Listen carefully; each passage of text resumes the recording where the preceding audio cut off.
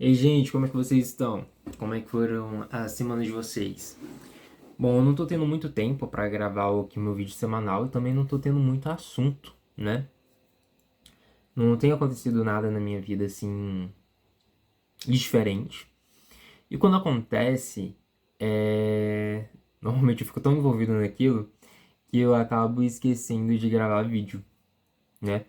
Então, para eu trazer um vídeo aqui bacana pra vocês, eu quero ranquear os melhores livros de 2026 que eu li até agora, né? Nesse primeiro semestre. Então, bora lá? Bom, eu li apenas 13 livros esse, esse semestre, né? Esses primeiros 6 meses. A maioria foram livros curtos e eu vou tentar ranquear aqui da minha primeira leitura até a minha última. Então, aqui vocês vão notar que tem uma parte. Ah, tá. Aqui estão os livros que eu li. E não necessariamente são essas edições aqui, tá bom? Eu não consegui encontrar as imagens da minha edição. Então ficou algumas edições que não são pertencentes às que eu tenho, as das quais eu li. Então bora lá. Minha primeira leitura foi Mary Ventura e o Nono Reino de Sylvia Plath. Eu arrastaria essa aqui para perfeito. Eu gostei muito dessa leitura. Eu li ali no primeiro dia de janeiro. E é um conto, né? É um conto. Se eu não me engano, é 40 páginas. É um conto bem pouquinho mesmo, assim, em questão de número de páginas. A Silvia Plath, ela apresenta pra gente a Mary. E ela tá em um trem. E nesse trem, pelo que eu pude entender, é como se fosse uma transição entre vida e morte, algo assim do tipo. O que me encantou muito foi a questão do ano novo, e ela fala muito sobre a questão da bagagem, que tem um momento em que ela precisa fugir daquele trem, e ela tá com uma bagagem muito pesada, né? E a senhora da qual ela começa a conversar ali naquele trem e incentiva ela a sair do trem, antes de chegar ao seu destino final, né? Porque talvez se ela parar um pouco antes, o destino dela seria melhor.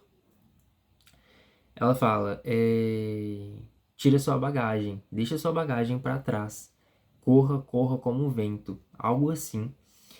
E foi o que me pegou, porque normalmente no final do ano, no início, final do ano e no início do ano, a gente tem essa questão de tentar limpar o nosso armário e o próprio armário do interior, né, do nosso interior, para a gente ficar um pouco livre, para nos energizar para um novo ano e para seguir em frente também, dependendo do que nos ocorreu. Então eu gostei muito desse. Eu gostei muito de ler, de iniciar, de me iniciar. Meu português tá péssimo. Em Sylvia Plath com esse conto. Pra mim foi incrível e, cara, perfeito pra mim. O segundo livro que eu li também eu li em um dia, que foi A Morte de Ivan Ilitch.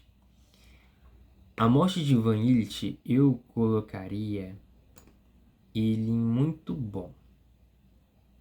Não colocaria perfeito, porque tem a metamorfose aqui. Então já tô dando um spoiler. Pra mim, a metamorfose foi melhor que Ivan Ilitch. Bom, Ivan Ilitch é do Lev Tolstói, né?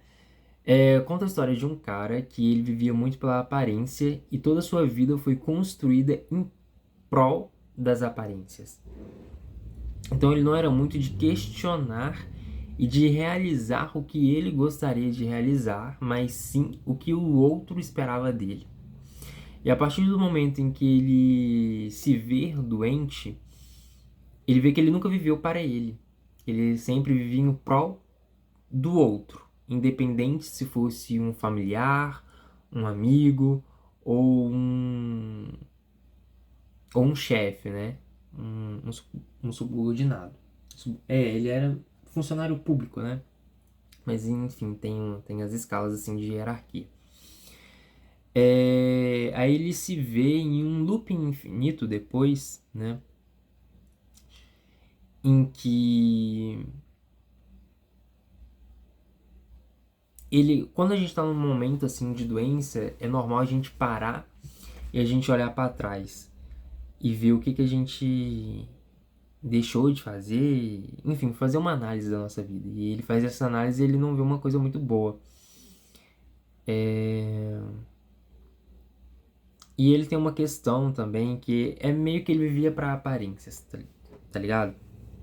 Ele vivia para aparências. E eu me peguei um pouco assim pensando. Eu gosto quando a literatura ela conversa comigo. Às vezes tipo é um tapa atrás do outro. E eu tinha muito essa questão da aparência. E de fazer o que o outro esperasse, não sei, esqueci agora, que eu fizesse. Essa questão da aprovação do outro sempre me pegou muito, mas agora eu consigo dosar essa questão melhor do que quando eu era mais novo. Então foi um livro que eu considero muito bom. Muito bom. Não considero perfeito. Não sei, talvez ele é perfeito sim. Deixa ele aqui por enquanto. O terceiro é Carta ao Pai, do Franz Kafka. Ele é um livro bem pequenininho. Esse livro, na verdade, ele é uma carta, né? O Kafka, Franz, né? O Kafka escreveu uma carta para o seu pai, relatando o que ele sentia em relação ao seu pai. Como ele achava que foi a criação dele, como ele se sentia desmerecido e como que essa relação que ele tinha com o pai dele influenciou negativamente a vida dele. E ele falava que o pai dele o pai dele tinha uma presença muito forte e meio que ele cobrava que o filho dele fosse igual a ele. E ele, segundo o Kafka, ele disse que ele se tornou fraco por seu pai ser muito forte e que ele ficaria muito feliz se o pai dele fosse qualquer outra pessoa, menos qualquer outra pessoa assim, ocupasse qualquer outra função social, tipo um amigo, um professor, algo assim do tipo, menos do seu pai. Porque para essa função de pai, ele foi muito forte pro Kafka. Enfim. Então Kafka, em alguma noite ou algumas noites, ele escreveu tudo que ele sentia em relação ao pai, todos os problemas, tudo que aconteceu com ele, como ele se sentia. E ele pediu para a mãe dele entregar essa carta pro pai. Porém, a mãe dele provavelmente nunca entregou essa carta. E essa carta só foi a vir a público após a morte do Kafka, quando o seu amigo decidiu publicar suas obras, inclusive algumas cartas. E pra mim foi perfeito. Cara, perfeito pra mim, isso aqui. E eu consegui me identificar em algumas posições do Kafka também. E foi um tapa na cara também. Eu gosto de tapas na cara. Bom, depois que eu li Cartas ao Pai, foi minha primeira leitura kafkaniana. Sim, quis introduzir no Kafka através desse primeiro livro, que é pequeno, né, que são cartas, para depois ir para outra literatura. Atualmente eu tô lendo o Processo, mas eu tô achando muito maçante. Já tem alguns meses, vai fazer uns 2 meses que eu tô lendo, porque eu viajei, aí eu parei de ler, que eu não levei o livro, né? Aí agora tô retomando a leitura, mas tô achando muito maçante, às vezes eu fico meio perdido, mas tô levando. Mas provavelmente eu vou ter que reler novamente. Enfim. A minha quarta leitura foi A Metamorfose. Esse aqui eu colocaria como perfeito.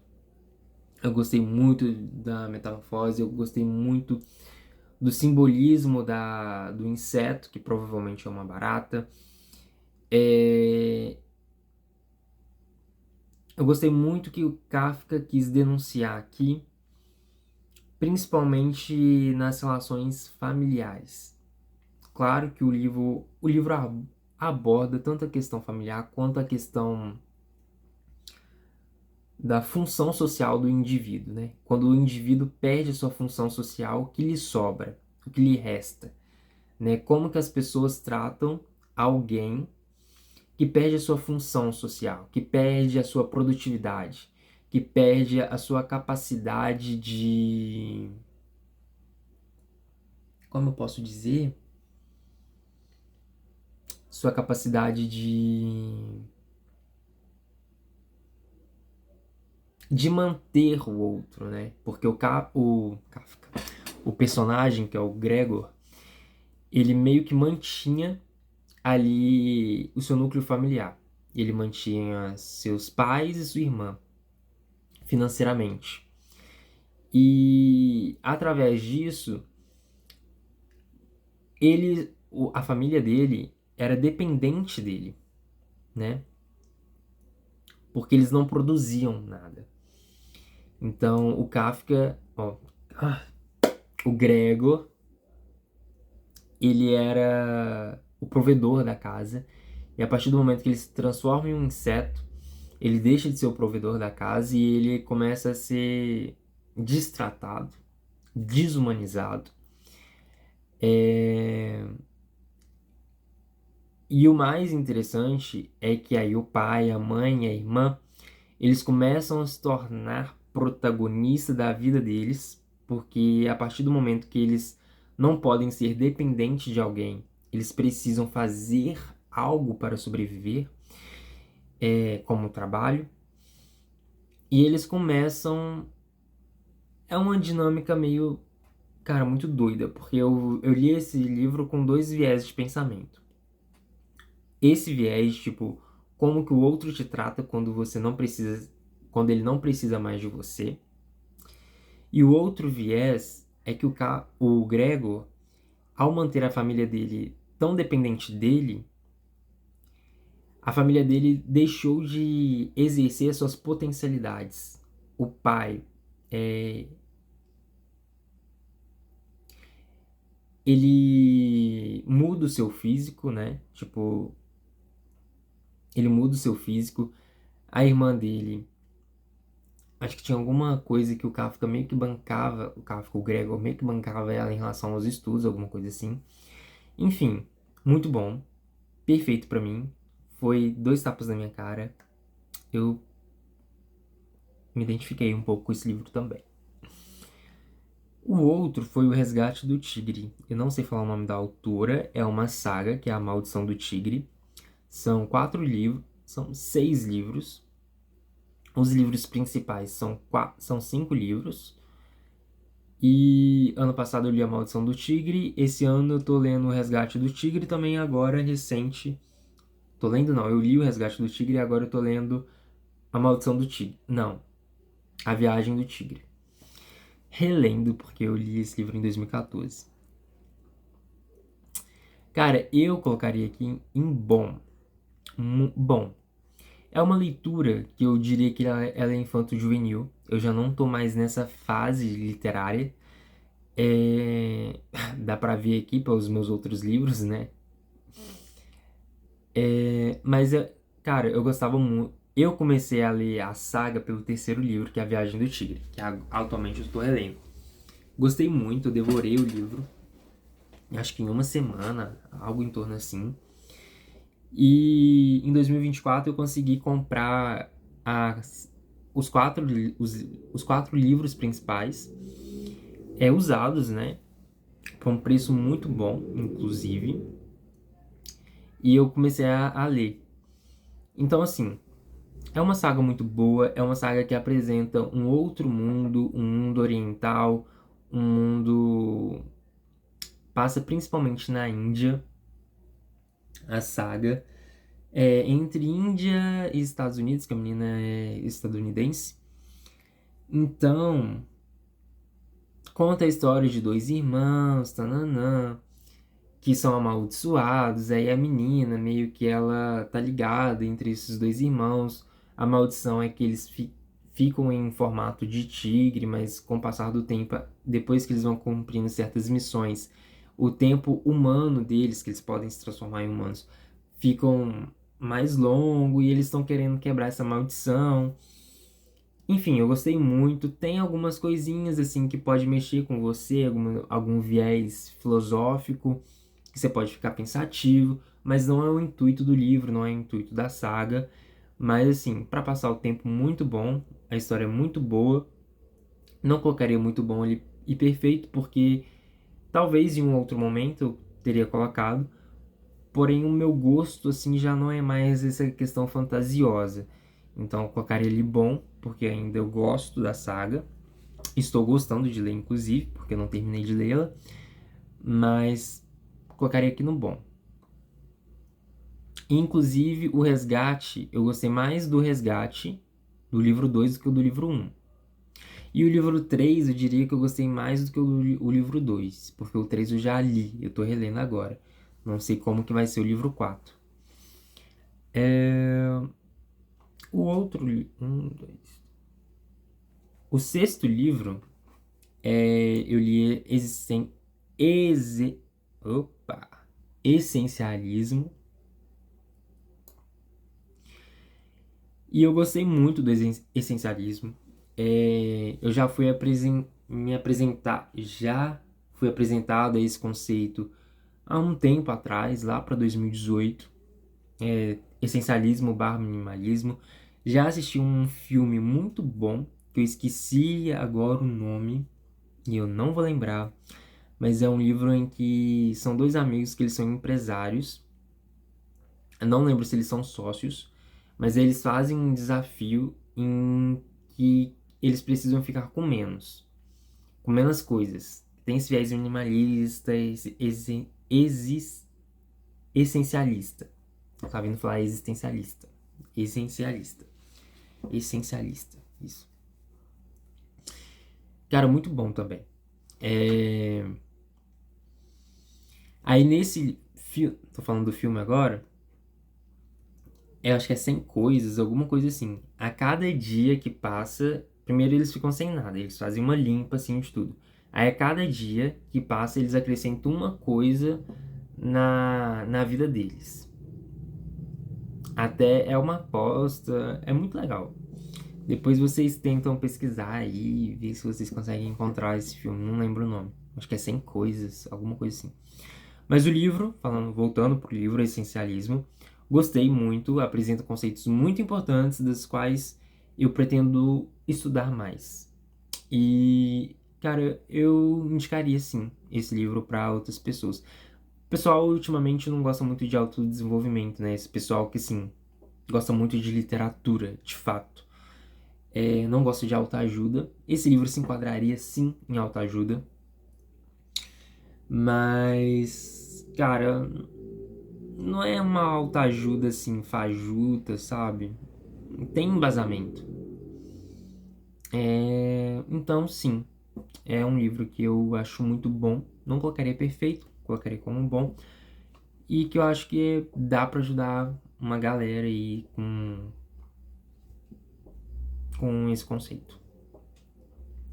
O sétimo livro, na realidade, eu comecei a ler ele em fevereiro, porque eu ia prestar um vestibular que tinha literatura obrigatória. Porém, só fui terminar agora recente, nesse mês. Porque eu comecei a ler, aí eu fui para outras coisas. Aí eu meio que deixei ele lá abandonado, mas como não queria abandonar, eu voltei a ler e terminei. Que é Claro dos Anjos, de Lima Barreto. É um livro brasileiro, né? Eu colocaria ele, já coloquei no caso, ele aqui como bom. É um livro bom. Não sei se eu colocaria ele como muito bom. No início, nas primeiras páginas, me prendeu. Eu gostei muito. Só que aí, como acho que eu fui deixando para ler mais para depois, eu meio que perdi um pouco do feeling, do sentimento ali. E colocaria bom. A questão do Lima Barreto é que o viés dele é mais sociológico do que psicológico. Eu gosto de vieses psicológico, assim, onde eu consigo entender por que o personagem se comporta desse jeito, e tentar entrar na cabeça do personagem. Aqui não acontece isso. Aqui é meio que uma denúncia de uma questão social no Brasil. E é muito bom para entender as dinâmicas sociais do Brasil por esse livro, porque esse livro dá para entender muita dinâmica social brasileira. Inclusive, essas dinâmicas se perpetuam, né? Elas ainda não foram quebradas e elas ainda continuam na sociedade atual. Então, conta a história da menina Clara, que ela é filha de pessoas, assim, não muito simples, mas ainda assim simples. E ela se envolve com um cara que, assim, claramente era um red flag. E tinha boatos que ele era red flag. E ela simplesmente tampou os olhos e falou: não, comigo vai ser diferente. Ele não é assim. Até que ela descobriu que ele era canalha. E ele se envolvia com meninas e mulheres socialmente econômicas em vulnerabilidade ou em uma posição social da qual, se ele fizesse qualquer coisa para elas, ele conseguisse escapar, porque ele tinha sobrenome. E por mais que ele fosse um vagabundo, que era o que ele era, ele se safava por causa das conexões que o pai dele tinha. Embora o pai dele também não passava a mão na cabeça dele mais, mas a mãe dele passava. Então, para entender muito da sociedade brasileira, que ainda se mantém praticamente idêntica a décadas atrás, seria bom ler esse livro. Realmente, ele é um livro bom. Talvez eu colocaria muito bom. Mas vou deixar aqui bom. E é um livro curto também. Não tem muitas páginas. O 8º livro é A Biblioteca da Meia-Noite. Eu colocaria aqui como bom também. Não lembro o nome da autora, mas é um livro que ficou extremamente famosinho aí, né? Eu gostei muito, achei bacana a ideia da Biblioteca da Meia-Noite, onde que a protagonista... Isso aqui é cheio de spoiler, gente. Assim, eu não me importo com spoiler. Mas enfim. Então a protagonista, ela tenta um suicídio e meio que ela morre. E ela vai pro... Eu diria que é o subconsciente dela, mas eu não posso afirmar isso porque acontece uma coisa. Aí ela, ela vai para um outro lugar. Aí nesse outro lugar é meio que a melhor memória dela. Esse outro lugar é como se fosse um vazio assim, só que ele ganha características da melhor memória dela. E a melhor memória dela era numa biblioteca. E ela vai, a partir do momento que ela está morta, ela vai experimentando várias vidas para ver o que ela, para experienciar mesmo as outras vidas, as outras possibilidades, né? E nisso o livro apresenta ideias apresenta conceitos interessantes, algumas ideias filosóficas que eu considero boas. Eu achei o livro assim muito repetitivo, porque ela visita várias vidas assim para aprender uma coisa, né? Por que que eu não sei se ela tá no subconsciente dela ou se ela tá em uma... Acho que ela tá realmente em uma realidade paralela. Porque cada livro é como se fosse uma realidade paralela. Inclusive, esse é também um dos conceitos que o livro aborda da realidade paralela. Que, tipo, existem vários mundos em que você tá fazendo coisas diferentes. Então, ela vai para como se fosse uma sala de tempo, não sei, não é o subconsciente dela, não. Mas eu considero ele bom porque eu achei ele maçante. Assim, ela faz muitas viagens, eu acho que poderia reduzir o número de viagens. Ele apresenta muitas ideias filosóficas, muitos conceitos, mas fica naquela coisa superficial, não aprofunda muito naquilo, e meio que o final é previsível, né? Então, eu colocaria aqui bom, mas inclusive eu colocaria ele atrás do Lima Barreto, porque o Lima Barreto ele traz essa questão social muito forte, principalmente brasileira. Cara, não tem como, eu vou colocar esse livro aqui, muito bom. Não vou colocar perfeito, mas eu vou colocar aqui muito bom, porque eu acho que todo brasileiro deveria ler esse livro para ver esses aspectos sociais. É muito bom para entender. É o oitavo livro, será?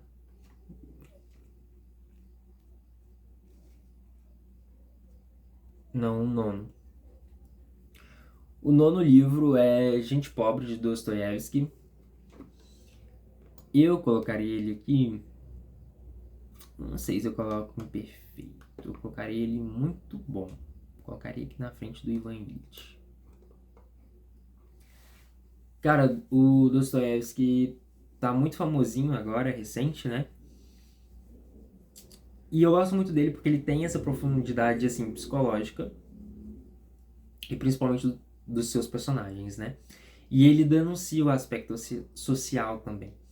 Igual o do Lima Barreto, A Clara dos Anjos, ela não foca no aspecto, não foca tanto. Tem aquela coisa superficial, mas ela não foca em aspecto psicológico do personagem. E já o Dostoiévski, ele aborda tanto a questão social quanto a questão psicológica do personagem. Então, Gente Pobre é um livro que ele denuncia a desigualdade social, assim, entre aspas, principalmente a dignidade humana perante a pobreza, ou a falta da dignidade humana perante a pobreza. E, cara, eu gostei muito desse livro e eu me identifiquei um pouco também. Principalmente tem essa questão da pobreza. Eu consigo me identificar um pouco no livro, principalmente quando eu morava na República, né? E que a minha condição financeira não estava muito boa. E eu me pegava meio como personagem, assim. Então eu consegui me identificar muito com esse livro. Não diria que ele é perfeito, mas ele é muito bom. Eu, às vezes, me perdi um pouco no livro. O final também eu achei um final muito bom, porque a gente pensa que vai se criar um romance entre ele e a outra personagem, porém não se cria. Ela se casa por conveniência e espera-se que o marido dela seja bom. Porém, o marido dela, no final do livro, eu interpreto de uma forma em que ele começa a dar. Parecia realmente que ele era um presente dado para ela, porque ela sairia da pobreza. Porém, no final, você vai vendo algumas pequenas red flags, alguns sinais de alerta da relação dele. E é muito comum essa questão do casamento, principalmente na época, hoje em dia também, é a questão do casamento por conta da questão financeira, né? Por conta da segurança ali, do conforto. Porque o casamento não é só sobre amor, né, galera? Também é sobre essa questão. Infelizmente, é o que é, sempre foi assim e vai continuar sendo. Algumas pessoas dão a sorte e outras, talvez, dependendo do modo como você pensa, dão a sorte também, só que financeiramente, por exemplo, e não por amor. E outras são contempladas por Deus e recebem o conforto financeiro e o amor e tá tudo certo. Outro livro que eu li foi A Redoma de Vidro, e esse aqui eu colocaria como perfeito na frente de todos. A Redoma de Vidro também é Silvia Plath. Eu queria ler esse livro já tem muito tempo. Inclusive eu comprei ele ano passado, mas eu só fui ler ele esse ano. Eu li ele quando? Eu li em abril. Eu li em 7 dias, inclusive. Eu gostei muito dele. A minha edição é essa edição aí mesmo, que tá mostrando na tela. uma edição muito boa, tem umas gravuras muito boas. Cara, a gravura é muito boa, agrega muito no livro. Sério, a experiência com a gravura é outro nível. Cara, conta a história de uma menina. Esse livro também é da Sylvia Plath. A Sylvia Plath foi uma mulher em que ela tinha um quadro depressivo muito grande. E infelizmente ela, né, veio a falecer devido a essa depressão, desse quadro depressivo dela. Mas ela deixou obras incríveis, incríveis, incríveis. Principalmente com A Redoma de Vidro, que é o seu livro mais... seu primeiro romance, eu acredito, e seu livro mais conhecido, né? Ela fazia muito poema também. Conta a história... meio que esse livro é uma autobiografia dela, só que não 100% fidedigna, né? Ela resolveu inventar uma história, mas tem muita da história dela no livro. Conta a história de uma menina que, assim, meio que ela é um gêniozinho, né? Só que ela não confia na capacidade dela. E, de repente, começa... ela faz uma viagem, só que aí ela precisa voltar para casa dela. Depois de um tempo, acho que a viagem acaba, alguma coisa assim. E ela, nesse período, ela tenta fazer um livro. E aí ela começa a sofrer por essa questão de fazer o livro. Porque ela é perfeccionista. E ela é muito autocrítica e ela acha que nada que ela faz é bom o suficiente. E ali começam vários gatilhos e ela começa a passar em hospitais psiquiátricos por conta disso. E, infelizmente ela começa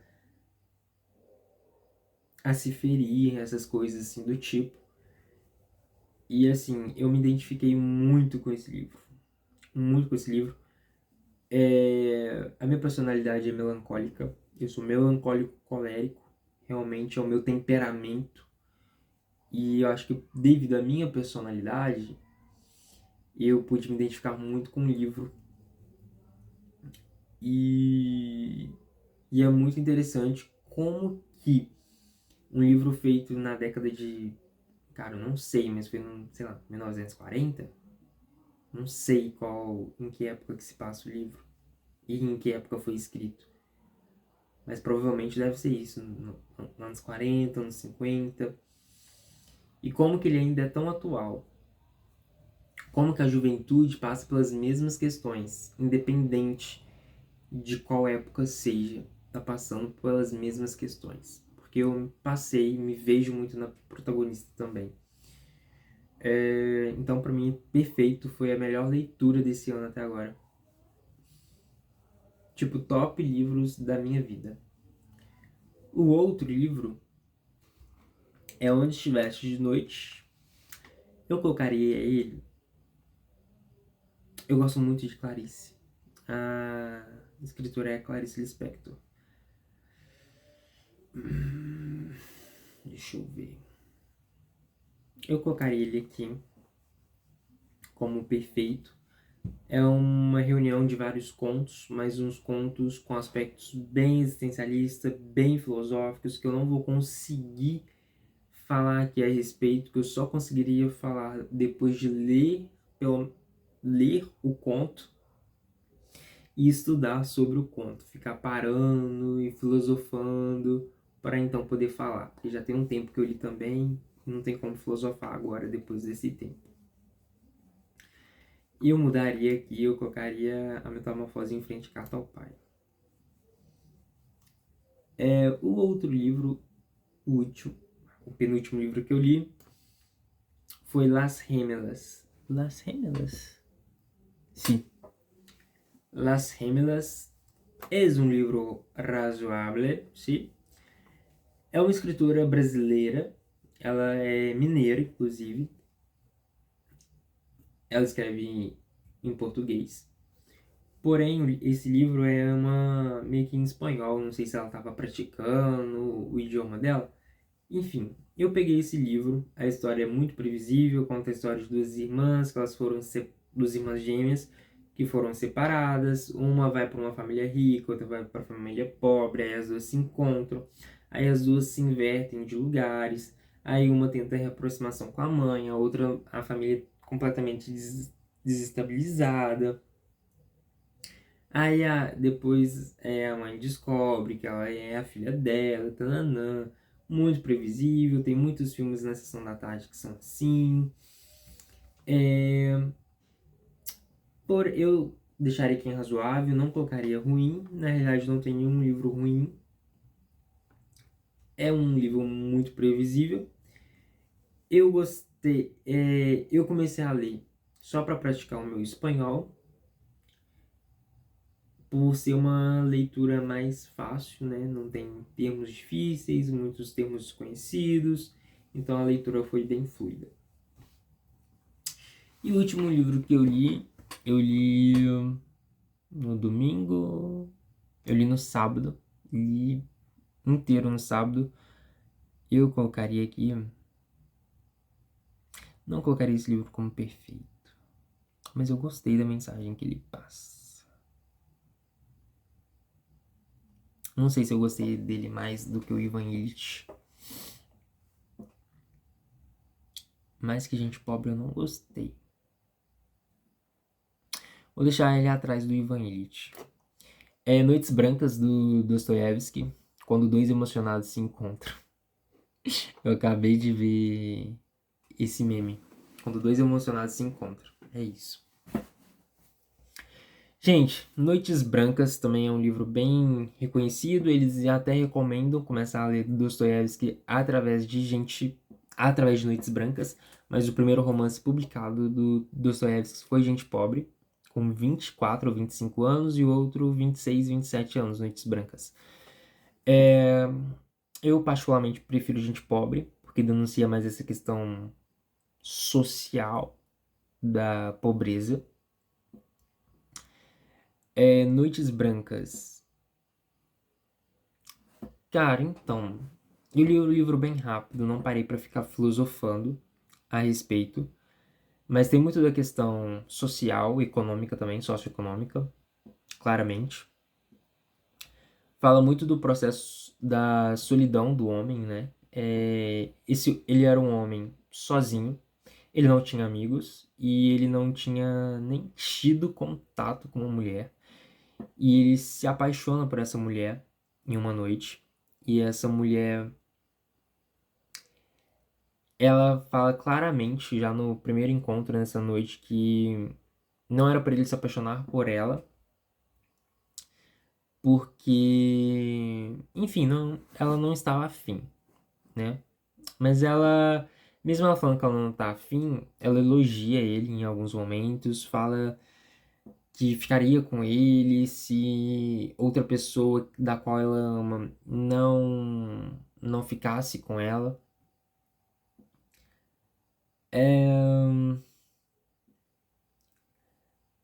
Pra ser sincero, tipo assim, eu não gostei muito, sabe?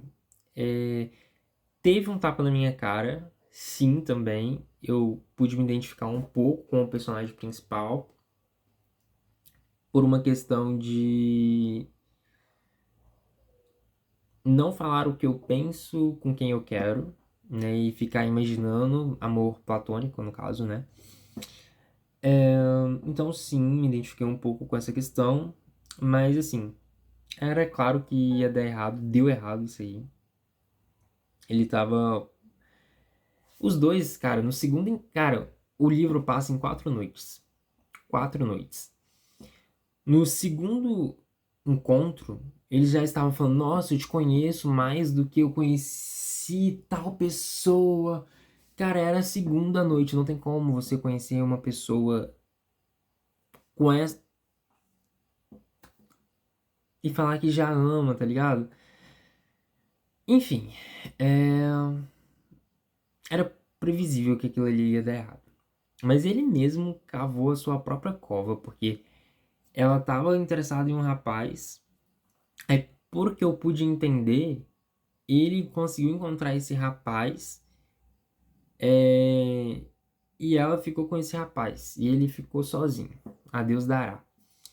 Mas enfim, eu fechei o livro com 50-50. a sensação. A sensação é que ele era um cara sozinho, ele fala que ele não teve muitas felicidades, e ele encontrou essa felicidade durante 4 noites conversando com ela. Então o encontro foi positivo, ele falou que ele nunca tinha conversado com uma mulher na vida, e ele conversou com ela. Então, bom, ele já começou a desenrolar a vida dele a partir desse encontro. Ele não ficou com ela, mas agora ele espera-se que ele tenha coragem de chegar em uma outra mulher e mostrar o seu amor e quem sabe um dia ser correspondido. Então eu fiquei nesse 50-50. Beleza, uma experiência negativa. É a primeira mulher da qual ele falou que ama, não quis ficar com ele, quis ficar com uma outra pessoa. Beleza, segue a vida. E em vez de você se fechar pro amor, você pode tentar encontrar esse outro amor, alguém que corresponda a você. Então eu fecho nesse 50-50. Legal, experiência negativa, mas aqui você aprendeu uma coisa, você tem uma experiência agora, você pode fazer algo diferente com isso. Eu vejo dessa forma, mas eu conversei com alguns colegas que não enxergam dessa forma, enxergam que ela foi canalha com ele, porque deu ilusão para ele. Eu não vejo que ela... Na realidade, ela deu uma certa ilusãozinha assim, porque ela fala que não era para ele se apaixonar por ela, mas ele fala que ele se apaixonou por ela, e ela fala, ok, tudo bem, a gente pode ficar junto se aquela pessoa não quiser ficar comigo. Colocou ele como segunda opção, e ele aceitou, né? Enfim. Mas eu gostei muito. É um livro rápido, você consegue tirar muitas coisas dali, e é isso. Então ficou assim, livro top, top, top, top do ano até agora. Primeiro, segundo, terceiro lugar. Silva Plath, Clarice Lispector, Kafka, Dostoiévski, Lima Barreto, uma autoajudinha ali para dar o equilíbrio, uma fantasia bem adolescentezinho, a Biblioteca da Meia-Noite, né, que é assim, legal, e Las Rémelas, que se você quiser praticar um idioma, tá facinho esse livro. E é isso. Beijão.